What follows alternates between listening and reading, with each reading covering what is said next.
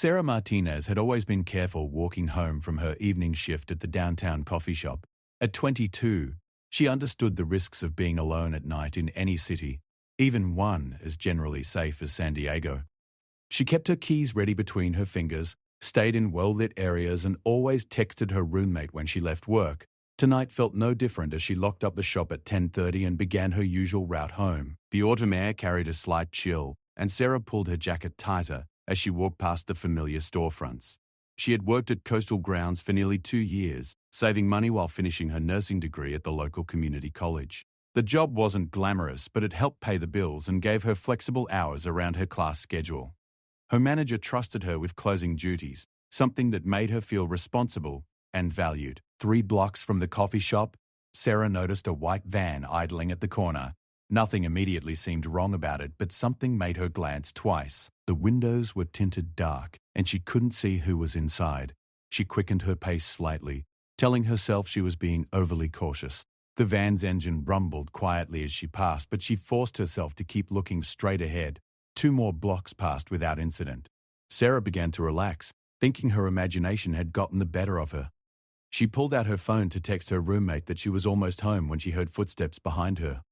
They matched her pace exactly, speeding up when she did and slowing when she slowed. Her heart began beating faster as the childhood rule about strangers came flooding back to her mind. She turned onto Pine Street, her street, hoping whoever was following would continue straight. Instead, the footsteps turned as well. Sarah's hands began shaking as she fumbled for her keys. Her apartment building was still half a block away, and the streetlight on this section had been broken for weeks.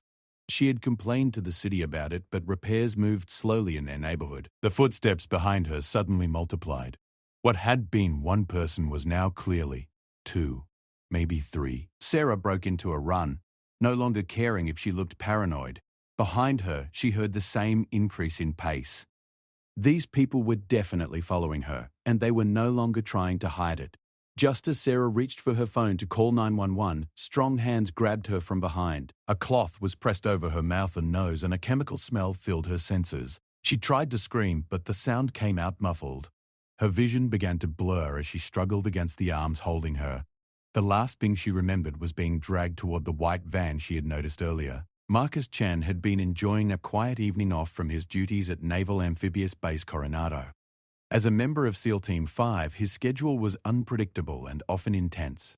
Tonight was one of those rare occasions when he had no training exercises, no briefings, and no equipment maintenance. He had decided to take a walk through the neighborhood near the base, something he often did to clear his head and process the demands of his job. At 28, Marcus had been a Navy SEAL for 6 years. He had completed multiple deployments overseas and had earned the respect of his teammates through his calm demeanor under pressure and his ability to think quickly in dangerous situations. Despite his military training, Marcus tried to live as normal a life as possible when off duty. He enjoyed simple pleasures like walking, reading, and occasionally catching a movie at the local theater. As he walked down Pine Street, Marcus noticed a white van parked with its engine running. His training automatically kicked in, and he began observing details without consciously deciding to do so. The van's license plate, the way it was positioned for a quick exit, the fact that no one had gotten out despite it sitting there for several minutes. Something felt off about the entire situation. Marcus was about to continue walking when he heard sounds of a struggle coming from near the van. His body tensed as years of training took over. He moved closer, staying in the shadows to assess the situation before acting. What he saw made his blood run cold. 3 men were forcing a young woman into the back of the van. She was clearly unconscious or barely conscious, and they were handling her roughly. Every instinct Marcus had developed through years of military service told him this was a kidnapping in progress. He had seconds to decide how to respond. The man appeared to be armed, though he couldn't see weapons clearly in the dim light. The woman was in immediate danger, and waiting for police backup wasn't an option.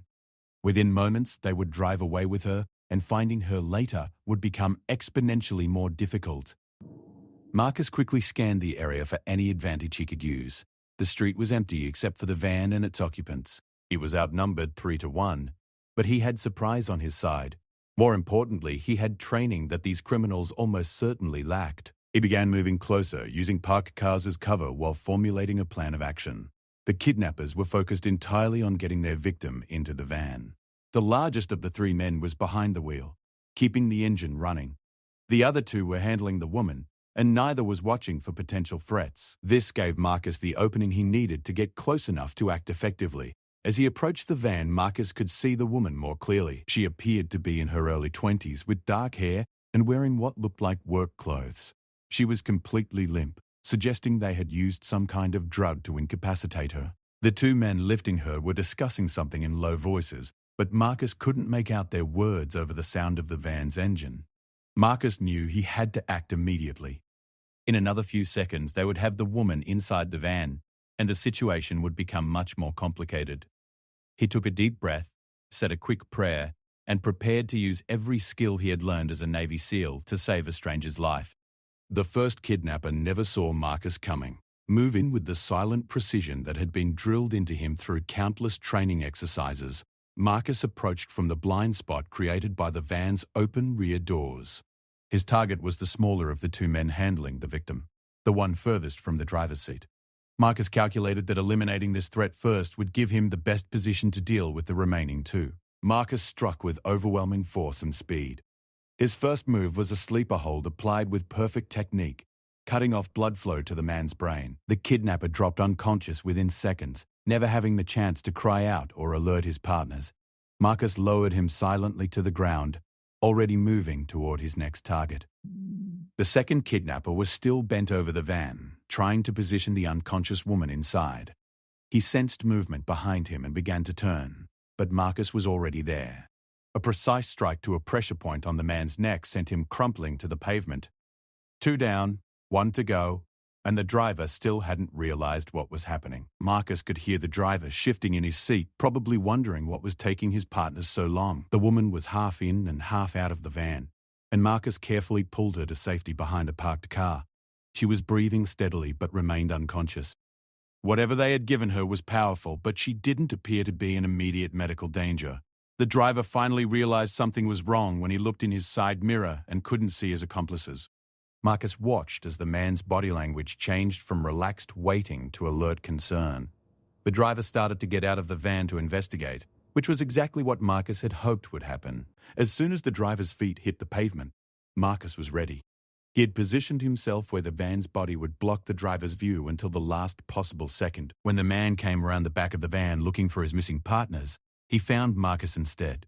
The encounter was brief and decisive. The driver was larger than his two unconscious partners and managed to throw one wild punch before Marcus subdued him.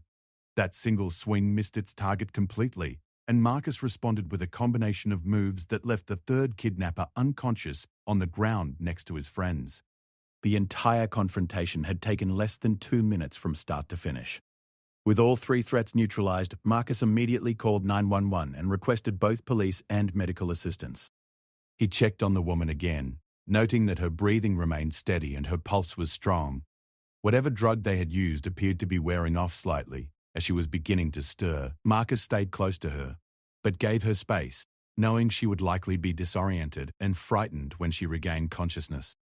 While waiting for emergency responders, Marcus secured the 3 kidnappers using zip ties from his pocket, a habit from his military service. He also took photos of their faces and the van's license plate with his phone, wanting to preserve evidence in case any of them managed to escape before police arrived. The van's interior revealed additional evidence of their criminal intent, including restraints and additional chemicals. Sarah began to wake up just as the first police car arrived on the scene. She was confused and frightened, unsure of where she was or what had happened. Marcus spoke to her in calm, reassuring tones, explaining that she was safe and that help had arrived. He stayed with her until the paramedics could check her vital signs and ensure she wasn't suffering any serious effects from whatever drug she had been given. The police officers who responded were initially suspicious of Marcus, not understanding how one man had managed to subdue 3 kidnappers without sustaining any injuries himself. However, when Marcus showed his military identification and explained his background, their attitude shifted to professional respect. The lead detective on the scene recognized the precision and efficiency of Marcus's work as the product of serious training. As Sarah became more alert, she was able to provide the police with details about her evening and the moments leading up to the kidnapping attempt. Her description of events matched perfectly with what Marcus had witnessed. The coffee shop where she worked was only a few blocks away, and security cameras in the area had likely captured the kidnappers following her from her workplace. The three kidnappers were taken into custody as soon as they regained consciousness. Police discovered that the van was reported stolen 2 days earlier from a parking lot across town. Inside the vehicle, investigators found evidence suggesting this had not been their first attempt at kidnapping. The case quickly became a priority for the detective division, and additional resources were assigned to investigate the full scope of their criminal activities. Sarah was taken to the hospital for observation, though the doctors expected her to make a full recovery within 24 hours. The drug used appeared to be a common sedative that would leave her system naturally.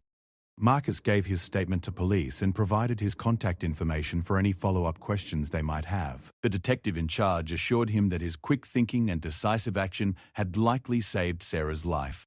News of the incident spread quickly through the local military community. Marcus's commanding officer was briefed on the situation and commended him for his actions while off duty. The Navy took pride in the fact that their training had enabled one of their own to protect an innocent civilian when the situation demanded it. Marcus, characteristically, downplayed his role and emphasized that anyone with proper training would have done the same thing. The investigation into the kidnappers revealed they were part of a larger criminal organization that had been operating in the area for several months. Police had been tracking a series of missing persons cases that they now suspected were connected to this group. Sarah's case became the break they needed to unravel a much bigger operation that had been preying on young women throughout the region. Within days, the story attracted media attention, though Marcus refused all interview requests. He preferred to let the police handle communications with the press and wanted to maintain his privacy. The focus, he felt, should be on the victim's recovery and the broader investigation into the criminal network, not on his personal involvement in stopping one incident. Sarah, meanwhile, was struggling to process what had happened to her. The realization that she had come so close to being kidnapped was traumatic, and she found herself jumping at unexpected sounds and looking over her shoulder constantly. Her family rallied around her, providing emotional support and helping her feel safe again. The hospital connected her with counseling services to help her work through the psychological impact of the experience. The incident had lasting effects on the entire neighborhood. Residents became more aware of their surroundings and began looking out for each other in ways they hadn't before. The city finally fixed the broken streetlight on Pine Street, and additional lighting was installed in other poorly lit areas. Local police increased their patrols in the area, particularly during evening hours when people were walking home from work. For Marcus, the incident reinforced his sense of purpose as a Navy SEAL. The training he had received wasn't just about serving his country overseas. It was about being prepared to protect innocent people whenever and wherever the need arose. He continued his regular evening walks, though now he found himself even more alert to his surroundings and potential threats to others. The case also highlighted the importance of situational awareness and personal safety measures. Police used the incident as an opportunity to educate the public about recognizing potential threats and taking appropriate precautions. They emphasized that Sarah had done everything right by staying alert, avoiding isolated areas, and trying to contact help when she sensed danger. As the legal proceedings against the three kidnappers began, prosecutors worked to build a comprehensive case that would ensure they received appropriate sentences for their crimes. The evidence Marcus had helped preserve, combined with the investigation into their broader criminal activities, provided a strong foundation for multiple charges against each defendant. The case became a model for how quick thinking and proper training could prevent serious crimes and protect potential victims.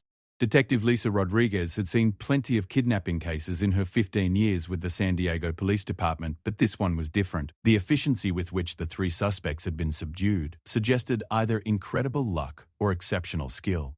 When she learned that Marcus Chen was a Navy SEAL, the pieces fell into place. She had worked with military personnel before and understood the level of training they received, but seeing its real-world application in civilian law enforcement was impressive. The three suspects sat in separate interrogation rooms at the downtown police station. Each had been read their rights and provided with legal counsel, but none were talking. Their silence suggested this was not their first encounter with law enforcement. Detective Rodriguez studied their booking photos and criminal history reports, looking for patterns that might help her understand their operation better.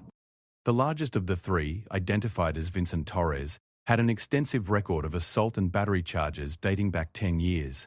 His two accomplices, Brian Walsh and Kevin Morrison, had similar backgrounds with additional charges for theft and drug possession. All three had been arrested together twice before, though both previous cases had been dismissed due to lack of evidence. This time would be different. The stolen van had been processed by the crime scene unit and yielded significant evidence. Fingerprints from all three suspects were found throughout the vehicle, along with traces of the sedative used on Sarah. More disturbing was the discovery of personal items belonging to other young women.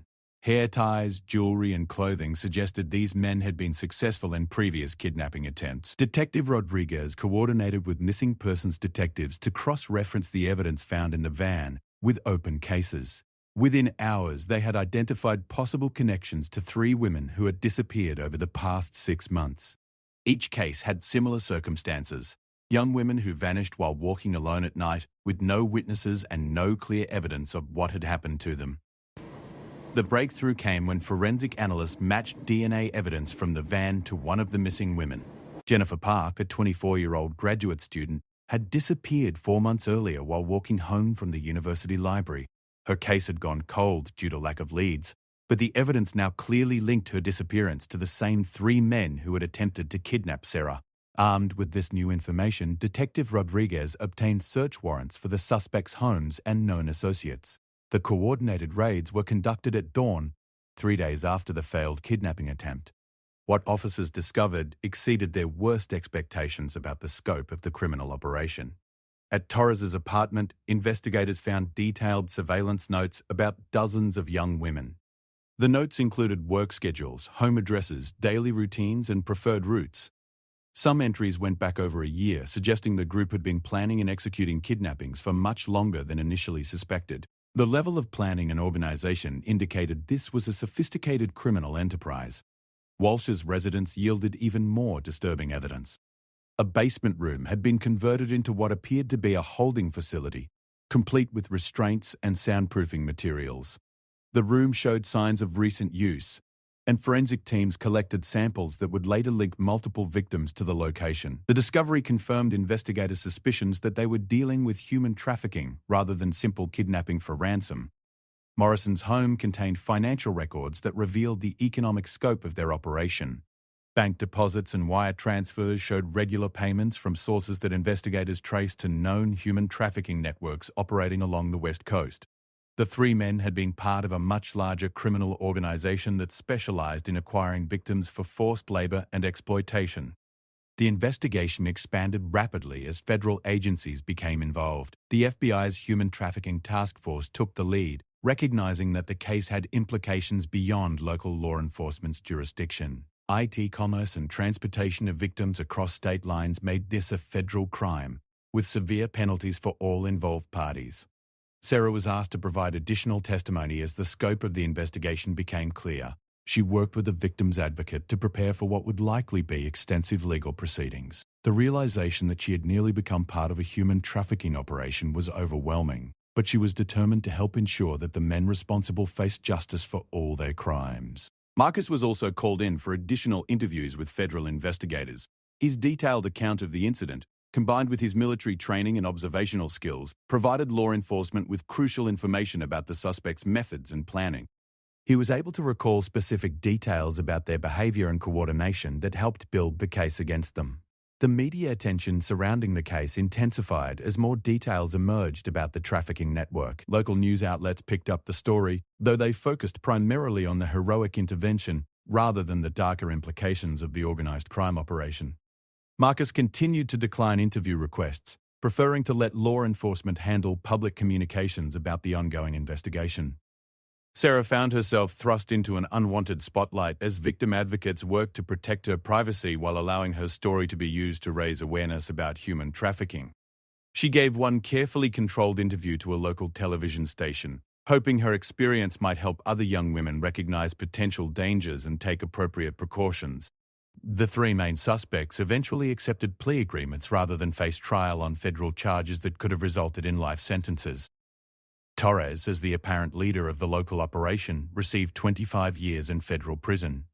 Walsh and Morrison each received 20-year sentences in exchange for their cooperation in providing information about the broader trafficking network.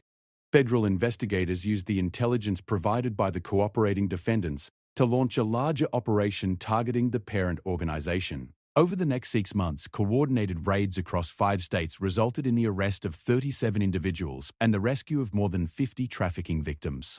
The case that began with Marcus's intervention on Pine Street ultimately dismantled a criminal network that had been operating for several years. Sarah gradually returned to her normal routine, though she made significant changes to her personal safety practices. She moved to a different apartment in a better-lit area and arranged for a co-worker to walk with her when closing the coffee shop. The trauma of the experience never fully disappeared, but counseling helped her develop coping strategies and regain her sense of security. Marcus's commanding officer recommended him for a Navy and Marine Corps Commendation Medal for his actions in preventing the kidnapping. The citation recognized his quick thinking, courage, and effective use of his military training to protect a civilian in danger. Marcus was honored by the recognition but remained characteristically modest about his role in the incident. The broader investigation revealed that the trafficking network had specifically targeted young women who fit certain demographic profiles. Sarah matched their preferred victim type: young, living independently, with predictable routines and limited family support nearby. The criminals had spent weeks surveilling her before deciding to act, which explained why they knew her work schedule and walking route. Police analysis of the surveillance notes found in Torres's apartment showed that the group had been watching at least 20 other young women in the San Diego area. Officers contacted each potential victim to warn them about the threat and provide safety recommendations. Several reported having noticed suspicious behavior or feeling like they were being watched, confirming that the criminals had been actively stalking multiple targets. The case prompted changes in how local law enforcement approached missing persons cases involving young adults. Previously, such cases often received limited initial attention based on assumptions that the individuals had left voluntarily. The trafficking connection highlighted the need for immediate and thorough investigation of any suspicious disappearance, regardless of the victim's age or circumstances. Sarah's employer, Coastal Grounds, implemented new security measures for employees working closing shifts. The company installed better lighting in their parking area and arranged for security escorts when employees requested them. They also provided safety training for all staff members, emphasizing situational awareness and emergency procedures. The neighborhood where the kidnapping attempt occurred saw increased community involvement in safety initiatives. Residents organized walking groups for people traveling alone at night and established a communication network for reporting suspicious activities. The city responded by improving lighting throughout the area and increasing police patrol coverage during evening hours. Marcus continued his regular evening walks, though he found that other people in the neighborhood had become more aware of his presence and would occasionally approach him to express gratitude for his actions. He appreciated their sentiment but preferred to keep his interactions brief and focused on encouraging everyone to stay alert and look out for each other. The legal proceedings against the three main suspects concluded within 18 months of their arrest. The federal prosecutor handling the case used it as a model for how effective investigation and prosecution could dismantle human trafficking operations. Sentences handed down sent a strong message to other criminal organizations that such activities would face severe consequences. Detective Rodriguez was promoted to sergeant and assigned to lead a new human trafficking unit within the San Diego Police Department. Her work on the case had demonstrated the need for specialized expertise in investigating these complex criminal networks. The unit she headed worked closely with federal agencies and other local departments to identify and prosecute trafficking operations throughout Southern California. Sarah eventually completed her nursing degree and found work at a local hospital. The experience had reinforced her desire to help people in crisis situations, and she felt that her nursing career would allow her to make a positive difference in other people's lives. She occasionally spoke at safety awareness events, sharing her story to help educate others about personal security and the reality of human trafficking. The broader investigation uncovered connections to trafficking networks in Mexico and Central America, highlighting the international scope of such criminal operations. Federal agents worked with international law enforcement partners to identify and prosecute individuals involved in transportation and coordination across national borders. The case ultimately contributed to disrupting trafficking routes that had been in operation for several years. Marcus's unit at SEAL Team 5 incorporated lessons learned from the incident into their training programs. While their primary mission focused on military objectives, the importance of maintaining readiness to protect civilians was emphasized. The case demonstrated how military training could be effectively applied to civilian law enforcement situations when circumstances required immediate action. The three rescued women who had been identified through evidence found in the van were eventually located and provided with comprehensive support services. Each had endured months of captivity and exploitation, and their recovery required extensive medical and psychological care. Victim advocacy organizations worked to help them rebuild their lives and provided ongoing assistance with legal proceedings and personal security concerns. The case attracted attention from researchers studying human trafficking patterns and prevention strategies. Sarah's experience became part of academic studies examining how potential victims could recognize threats and how bystander intervention could prevent crimes in progress. The research contributed to improved training programs for law enforcement and public safety education initiatives. As the investigation concluded and legal proceedings wound down, all involved parties reflected on the far-reaching impact of that single moment when Marcus decided to act. What could have been one more successful kidnapping instead became the key that unlocked and dismantled an entire criminal network. The ripple effects of his intervention had protected countless potential future victims and brought justice to dozens of people who had already suffered at the hands of the trafficking organization. 2 years after the incident on Pine Street, Sarah Martinez walked confidently through the same neighborhood where her life had nearly taken a devastating turn. The broken streetlight had been replaced with a modern LED fixture that cast bright, clear light across the entire block. She was returning from her shift at San Diego General Hospital, where she worked as a registered nurse in the emergency department. The irony wasn't lost on her that she now spent her days helping people in crisis situations. The trauma of that night had never completely faded, but Sarah had learned to live with it rather than be controlled by it. Therapy had taught her that survival meant more than just escaping physical harm. It meant reclaiming her life and not allowing fear to dictate her choices. Walking this route again was part of that process, a deliberate choice to prove to herself that she wouldn't be defined by what had almost happened to her.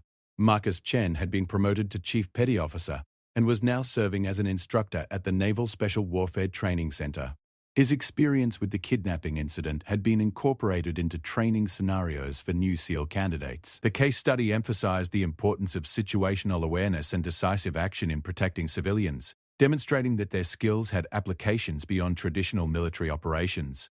The medal ceremony at Naval Base Coronado had been a quiet affair, attended only by Marcus's immediate unit and commanding officers.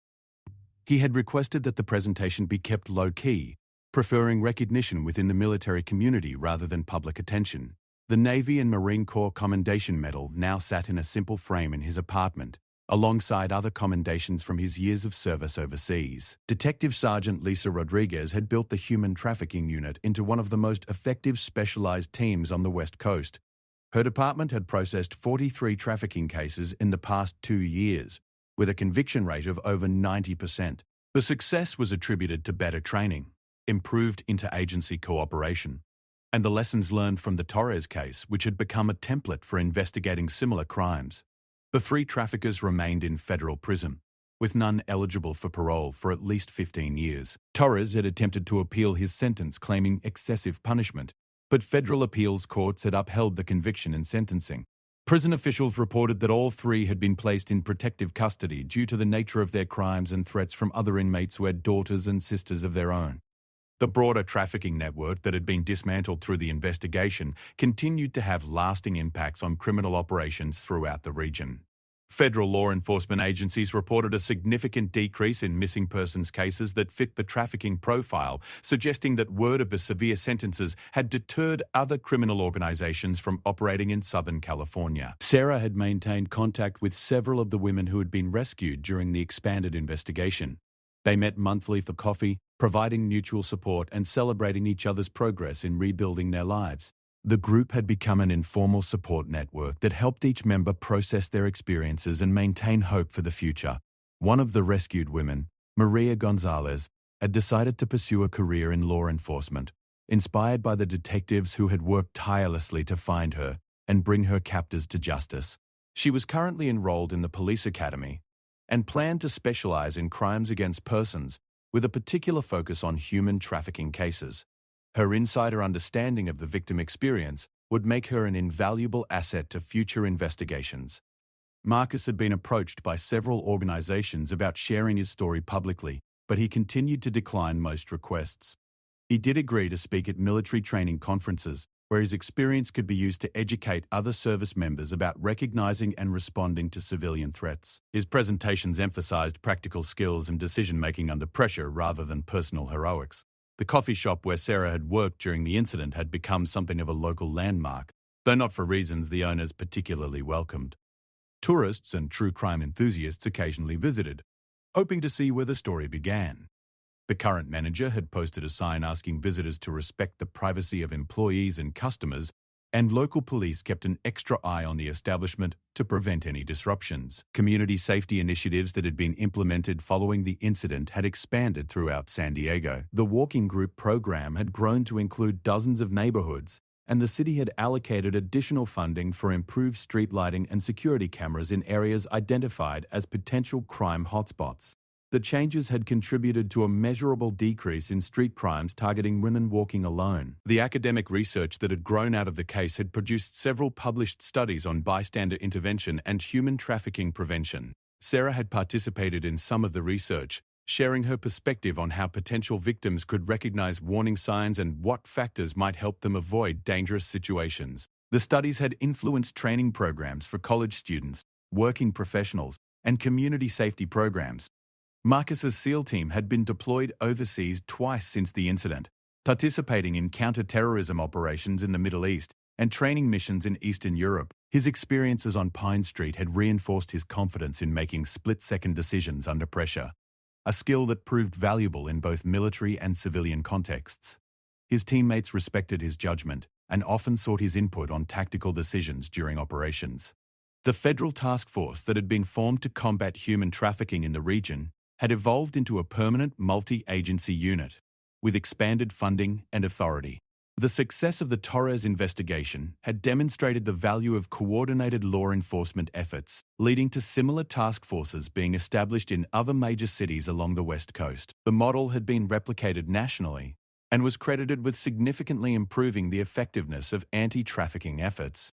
Sarah had been invited to speak at several conferences about victim services and trauma recovery. Initially, she had declined such opportunities, feeling too emotionally vulnerable to discuss her experience publicly. As time passed and her healing progressed, she became more willing to share her story when it might help other survivors or educate people about the realities of trafficking and kidnapping attempts. Her nursing career had flourished, partly because her own experience with trauma had given her unique insights into patient care. She was particularly effective with patients who had experienced violence or were dealing with crisis situations. Her colleagues noted her ability to remain calm under pressure and provide emotional support while maintaining professional boundaries. The hospital had recognized her contributions by promoting her to a senior nursing position in the emergency department. Marcus had been selected for advanced training and special operations leadership, a program that would prepare him for higher command positions within the SEAL community. The selection was based on his demonstrated ability to make effective decisions under pressure and his success in training new personnel. His instructors noted that he had an exceptional ability to remain calm and think strategically, even in chaotic situations.